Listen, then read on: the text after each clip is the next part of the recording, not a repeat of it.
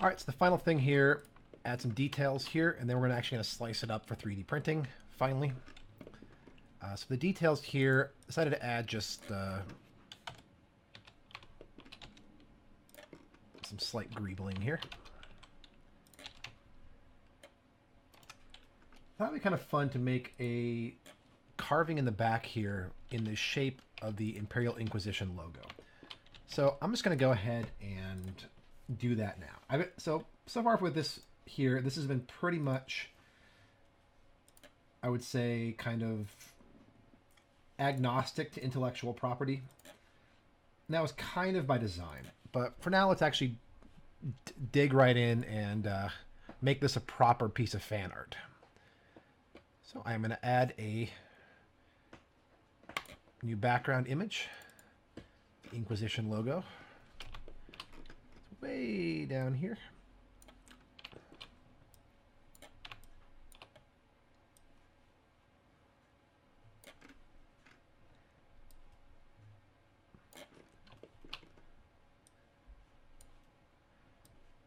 Very strangely, you can't quite... Oh, there we go. We'll make it big for now.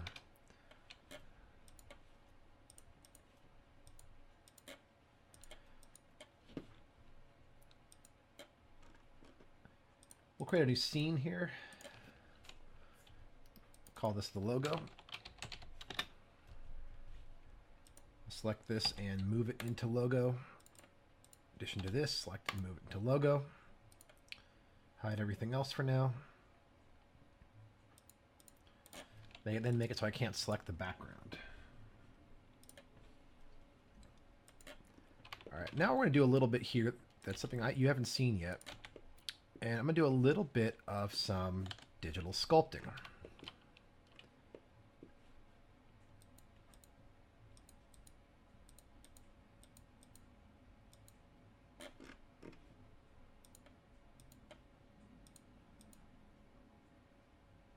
I'm going to change something here really quick. Possibly. Oops.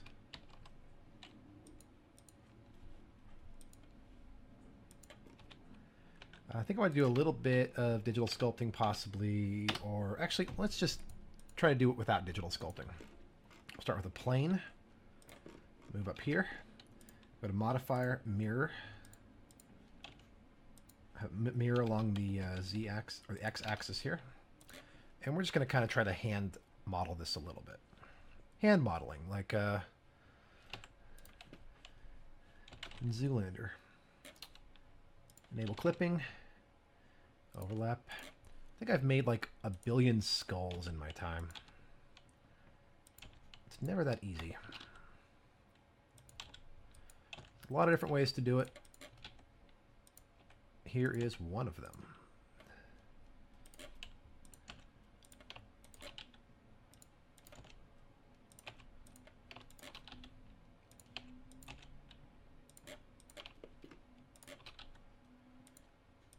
True, this doesn't have to be of a super high level of detail because it's actually going to be very small on the final object.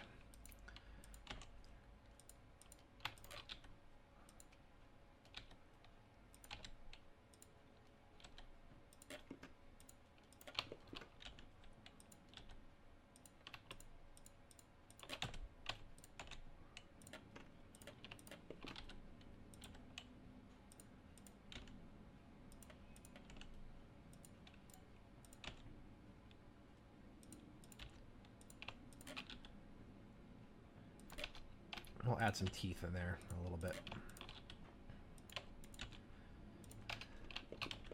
But why skulls, Hans? Are we the baddies? Best clip ever. If you haven't seen it, look it up. From Mitchell and Webb. Are we the baddies? You've probably seen a clip of it.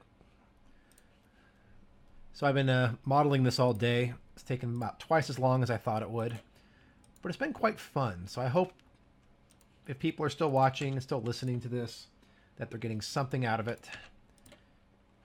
And if you're sort of interested in more stuff like this, please let me know.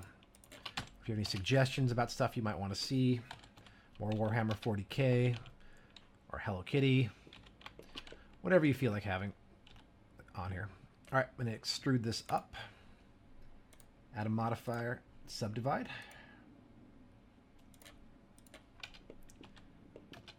Make sure that the bottom half here is creased.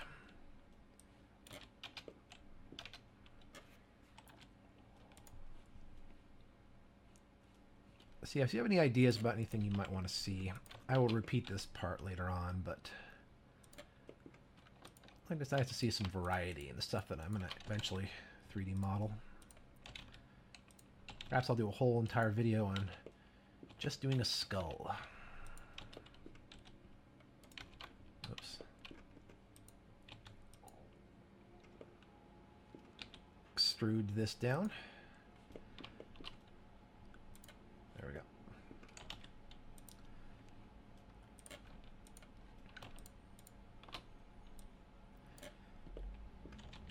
If the detail in this skull is good enough, we could probably use it for like an inquisitorial rosette or something later on.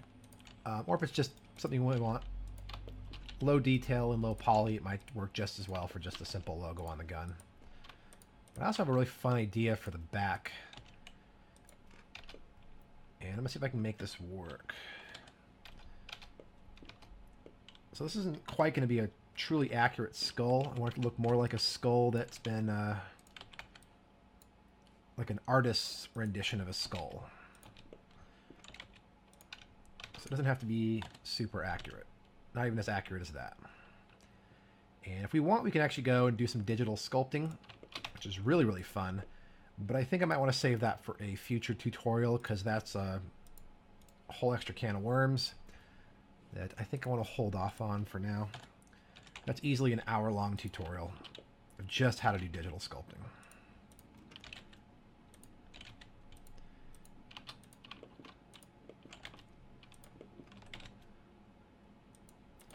There's also some pitfalls that kind of come with digital sculpting in 3D printing, where your image can get overly complicated or potentially have some overlapping layers that can mess up your finished piece. And it can make it really tricky down the road trying to diagnose, like, why isn't this printing? And it's because you have like one triangle in the wrong place because the 3D sculpting tool wasn't perfect. Blender's got really awesome 3D sculpting tools. It's all I've ever used for 3D sculpting, but it's not really its principal like design. It's kind of more, I think it's a little better for like hard surface stuff like this. Things like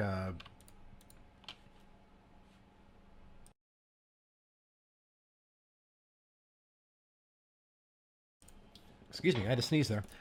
Things like ZBrush are better for a lot of digital sculpting, and if you're gonna get really serious about it, probably want to learn ZBrush.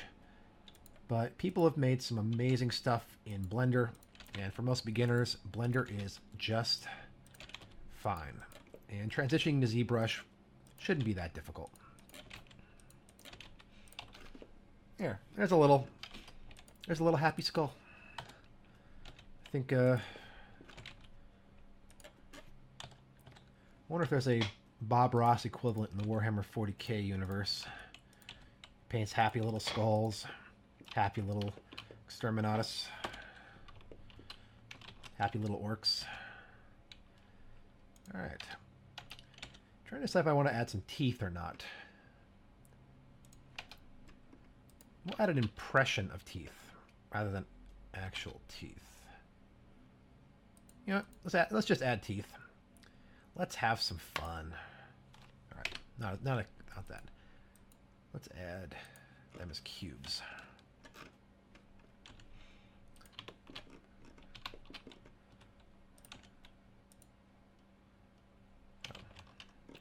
So I want this to be centered with the object. Move it over here. Mirror it, like so.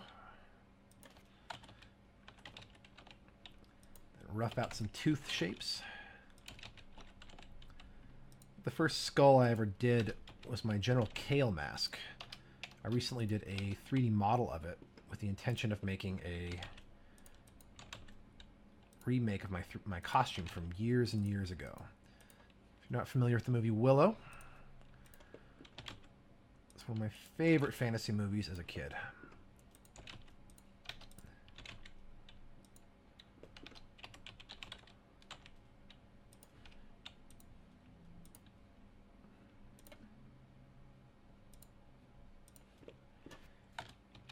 All right, so we are going to add more teeth here. And it's very, very important when we're adding these, that these teeth, the actual meshes do not overlap. If they overlap like this, that's going to cause some problems in your final render. So make sure they don't. It's okay if the subdivision overlaps a little. That won't matter, as long as the actual objects don't overlap.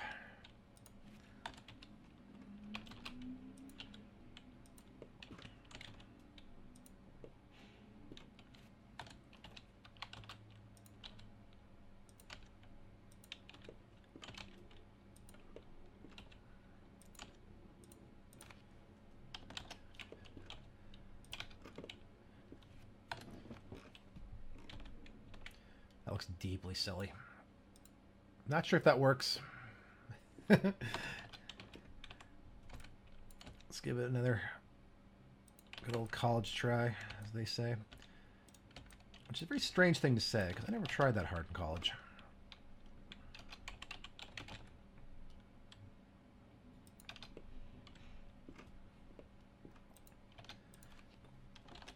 So I think it's a myth that skulls, you dig up a skull, that the teeth are still going to be in it.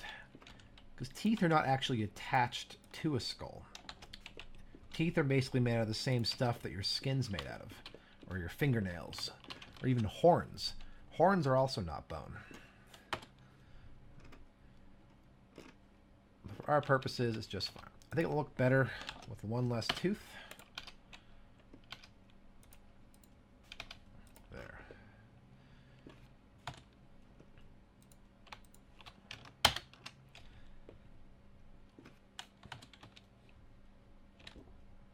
All right, now let's make the rest of the logo. Start with a plane. Add a mirror modifier, clipping modifier. Line it up.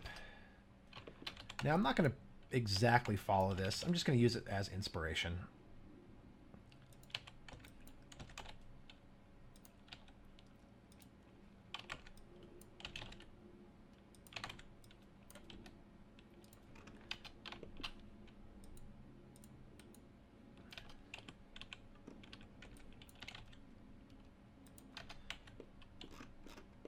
Whoa, what did I do?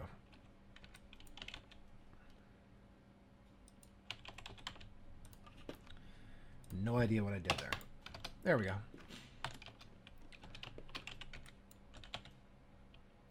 There we go. So I'm actually mirroring this on the Z and X axis at the same time. So any modifications I make to the top, it'll also make to the bottom.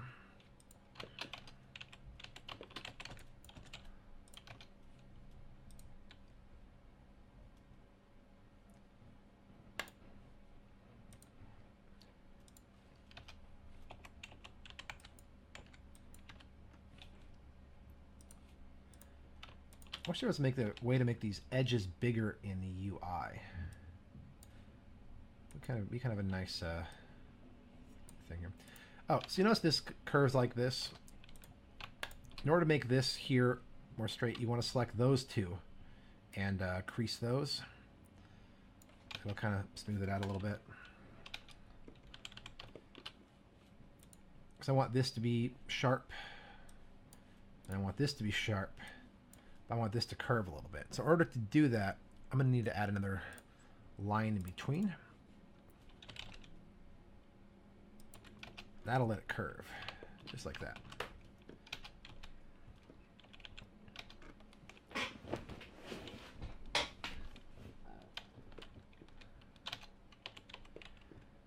The other thing cool about these Inquisition logos is they are also, there's no actual super strict canon on the way they look. I think from my limited understanding of 40K, Every Inquisitor, I think, has their own kind of variant of this. So I think it's kind of like a signature. And if someone's more familiar with 40K, they can feel free to correct me. But I think that's kind of cool. I like to think of it almost like the Dread logo, where it's kind of... each badge is a little different. It's like an artistic flair to the badges in the Dread universe.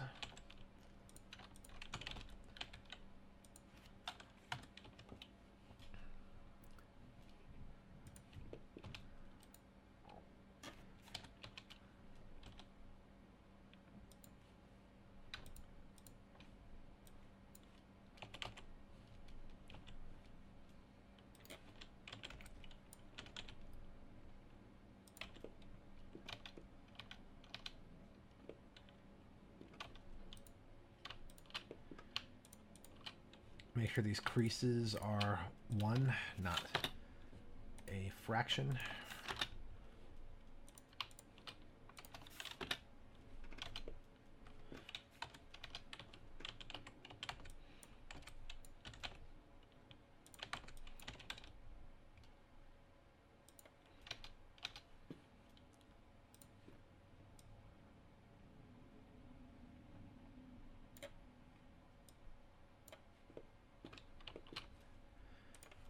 Sorry if these aren't super visible here. There's a rationale for all this madness.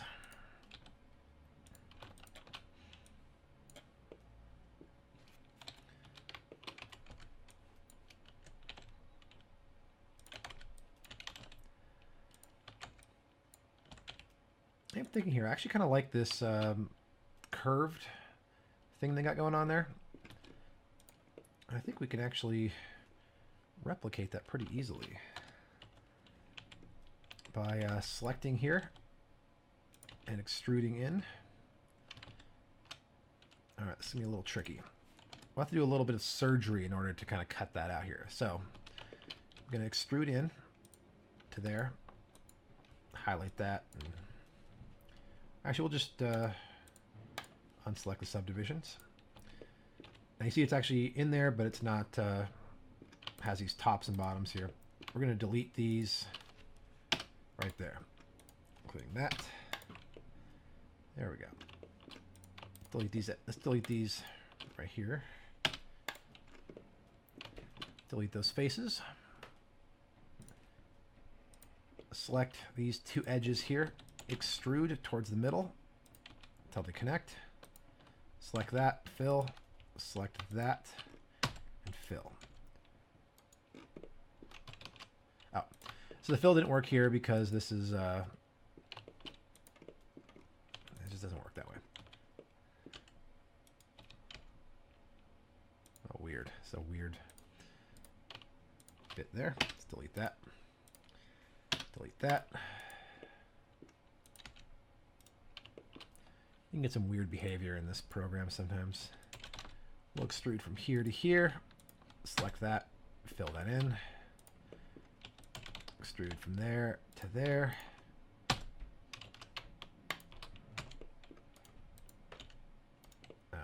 See this little glitch here? There's some extra little face that ended up in there. Get rid of that.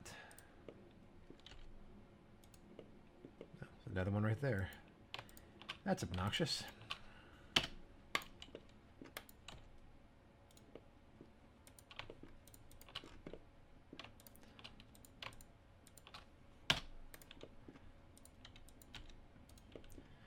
So I'm doing a little extra surgery on this file right now because I want these to be very, very clean, not have any extra lines or such, and I've been finding a few, which is kind of annoying.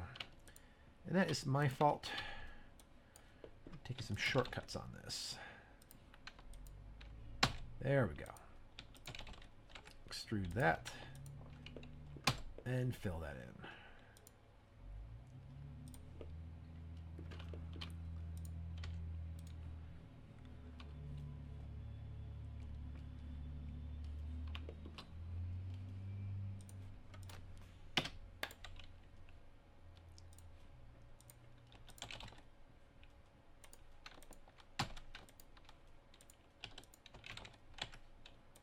Probably easier if I just mirrored it, but that's okay. There we are. Little tiny Inquisitor symbol. Now this here, I can pop in, add a bevel to it if I want. Right here. Just like that. Then we'll go through and add some creases to clean up those edges. And there. And if you want these to be smoother, you can select them and get rid of the creasing so they're nice and smooth like that. But I think it looks kind of cool being sort of blocky. Like so. So this should probably be shifted up a little bit here, but I don't know. We'll make it even. It's symmetrical, just so it's a little simpler.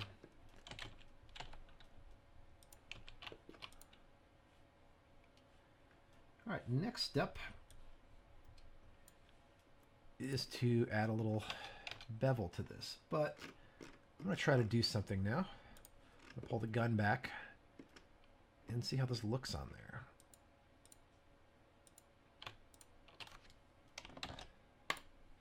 So I parented these teeth to this object, so wherever I move this, those teeth will go with it. So I don't have to select them individually.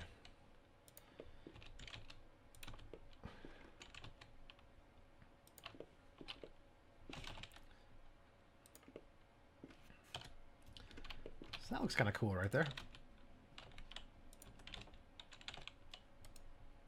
Might scale this here. It's a little straighter. Maybe increase the size of the teeth a little bit.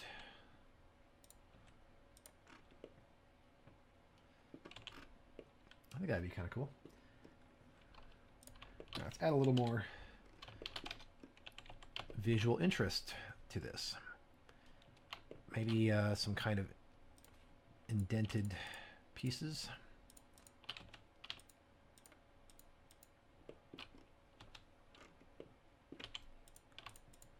It's gonna be a little bit of experimenting here. As I said before, often you're kind of like experimenting here, trying to like find what you're kind of creating as you're sort of creating it. So to do that, you're going to run into some dead ends. It's this part of the process that usually, honestly, takes me the longest. I'm just kind of playing around and seeing how things look.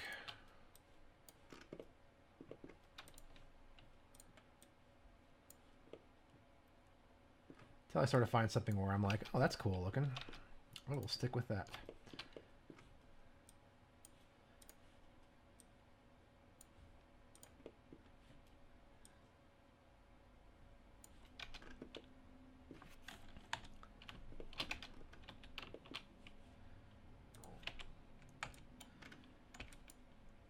I wish I could find some Warhammer-esque music. Maybe I'll try to find something free to kind of play in the background. I'm sure like Wagner is a big fan. People big fans of Wagner and this stuff, but I find something a little funner.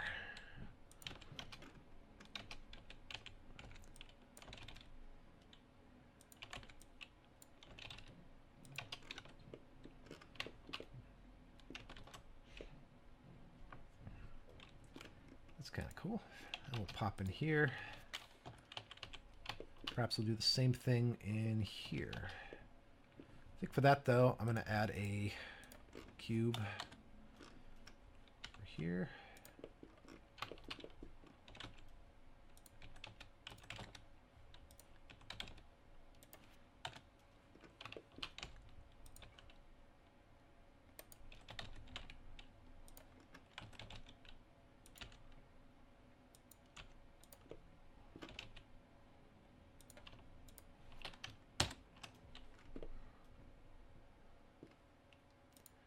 There, I like that. That looks cool.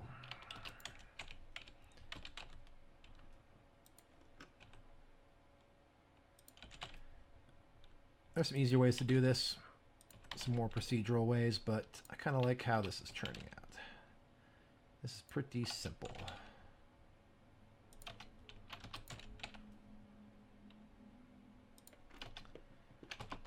There we go.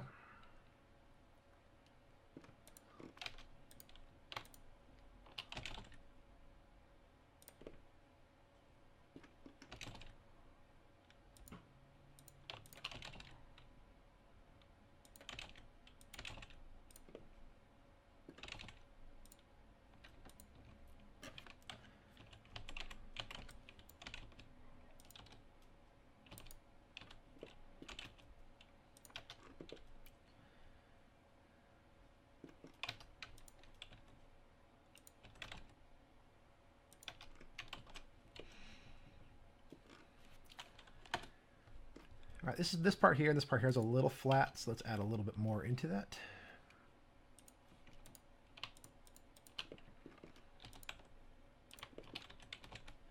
So I was saying, like, working on this Warhammer stuff, it feels a little bit like working on Sailor Moon stuff. Because if you know me, I've done a lot of Sailor Moon stuff, because I have a lot of friends who are really into Sailor Moon.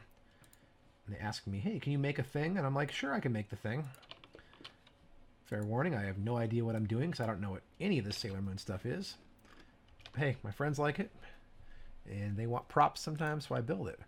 But the cool thing about Sailor Moon is that the designs, while there are like overall aesthetic choices that are made to the piece, a lot of it's just the interpretation of the individual artist.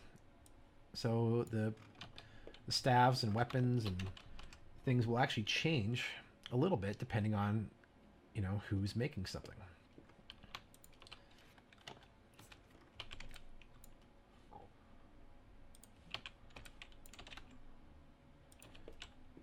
So this would actually rest right about there.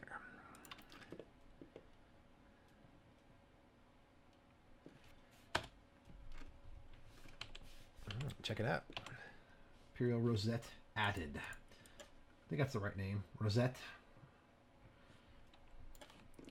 If this was larger, I'd probably add a bevel to it, but it's pretty small, so the bevel isn't going to show up that much. So one other thing I want to give a shot to, I'm going to duplicate the skull.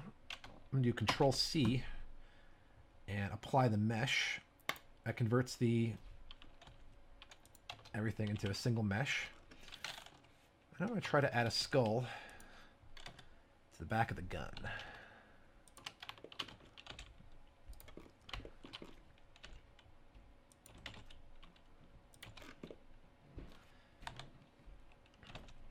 Right here. Let's see how this looks.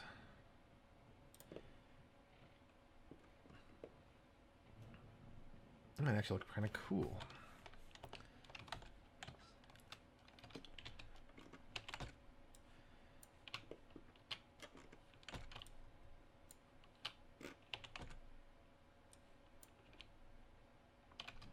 Kind of wish I hadn't applied any modifiers to it. Let's do that again. Only duplicate both of those objects and then move them over here.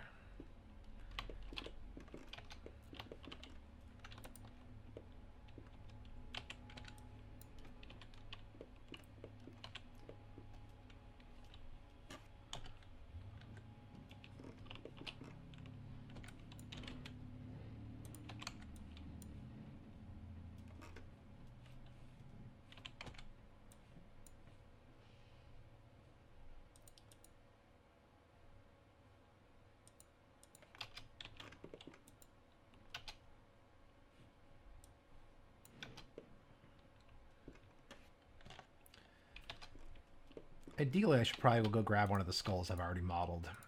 And there are also some free skulls out there you can go look for if you want to simplify this process quite a bit.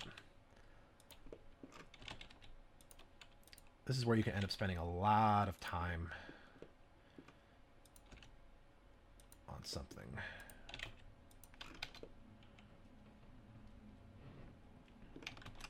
There, that's a little better.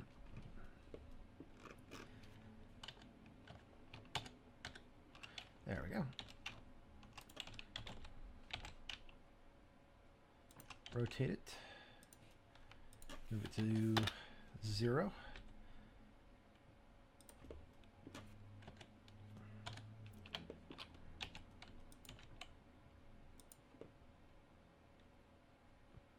There. So I had this sort of idea, like this skull was carved into the back of this rather than kind of set back there. Like someone literally just went into the metal, carved it out, and sculpted this. So I'm going to try a little experiment here, and we'll see how it works out.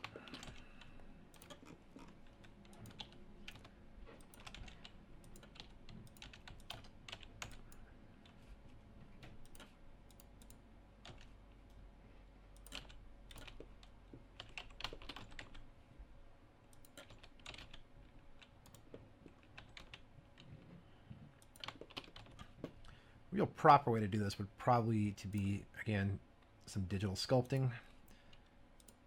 But for now, this will work just fine.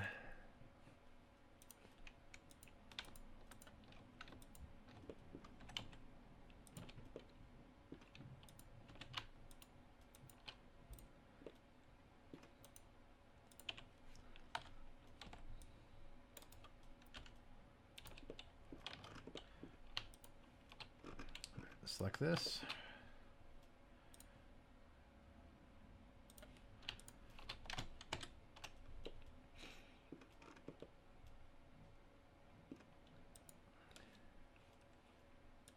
I'm going to add a subdivision to it, like so.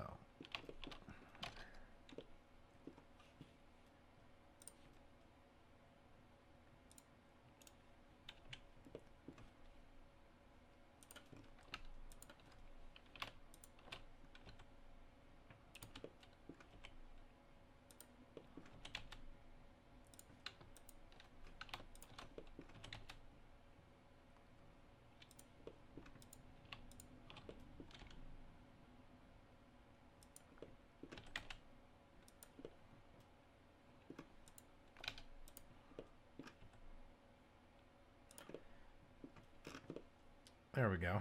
I think that's kind of cool looking. Little skull embedded in the back of the gun.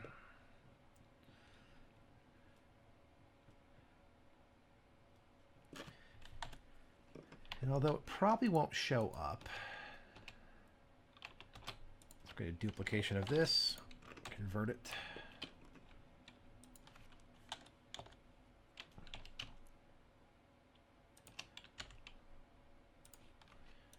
The Z-axis here.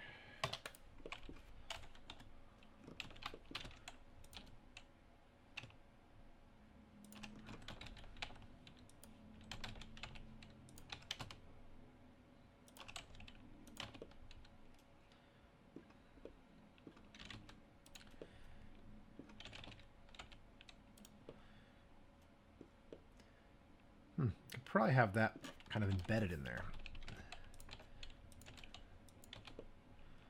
How would that look like that? Well, that's kind of cool looking, actually.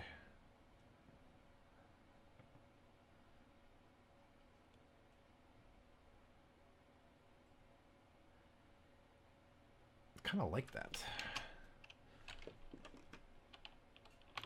So let's do it properly. Whoops. So I'm going to select this. Set its rotation to -90. And I'm going to tweak one thing here. Kind of simplify it. First of all, I don't need any of this.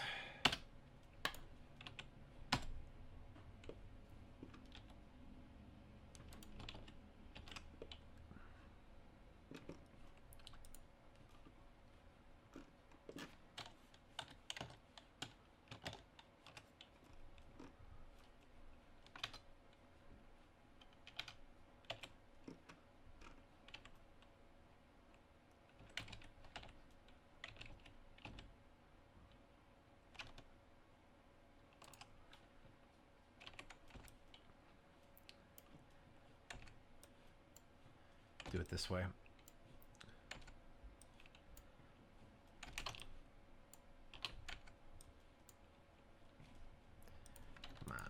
Here we go.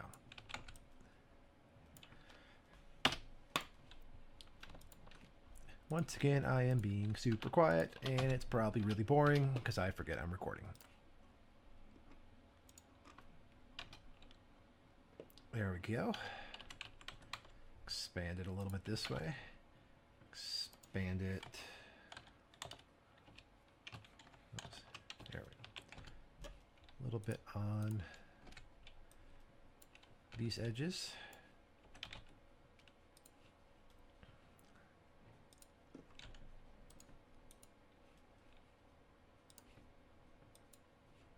Not sure why it's not letting me cut this in half. So we use a knife tool. There we go. Scale it to 0 so it's nice and smooth. Then we will bevel it, double it. Oops.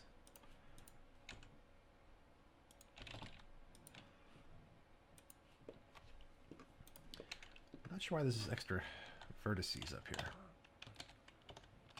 It's kind of annoying. And sort of unnecessary. So let's get rid of it.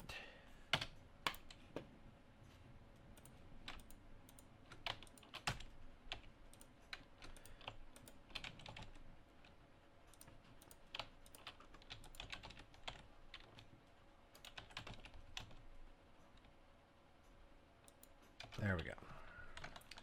So why did I do all of this?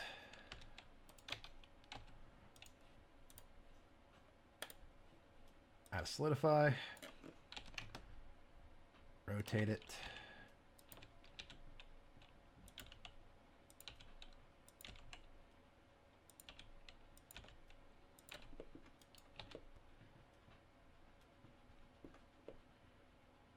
the idea would be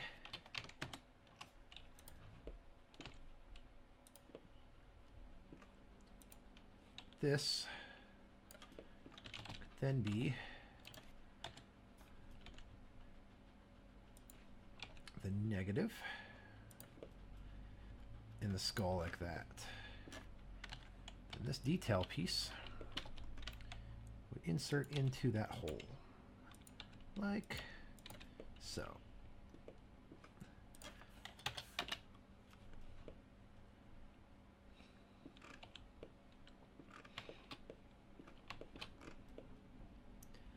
There, I think that's kind of a cool effect.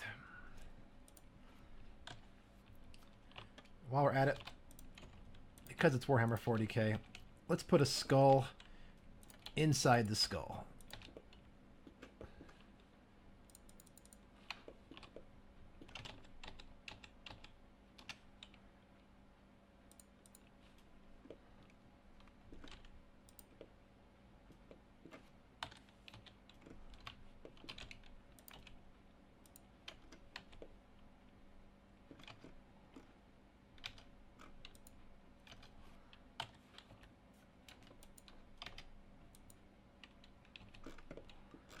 Check it out.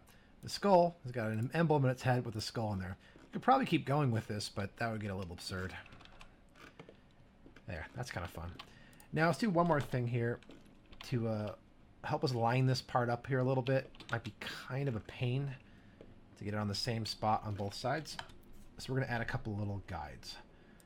So to do that, I'm going to add a... What kind of guide should I add? How about a line? Put a line in there. Do that by creating a cube.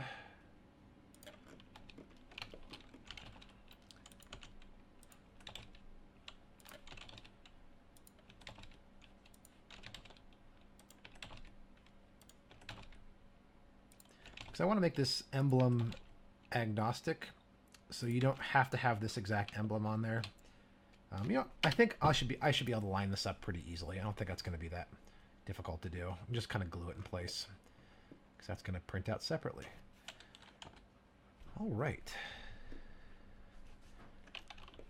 Now I think my modeling is all done, and I can sort of move on to the next piece of this, which is going to be splitting this whole entire thing up into little smaller, tiny bits for 3D printing.